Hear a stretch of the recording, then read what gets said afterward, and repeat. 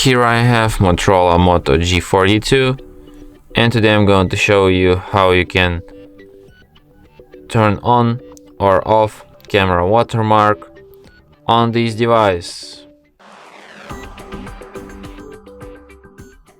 So firstly you have to open camera, then tap on the gear icon to access its settings, and then go to the photos section, and here you can enable watermark.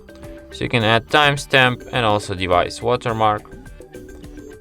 And now let's just take a photo to see how it works. So as you can see, here we have our device watermark, and here is timestamp. And that's it. Thanks for watching. If you find this tutorial useful, don't forget to hit that like button and subscribe to our channel.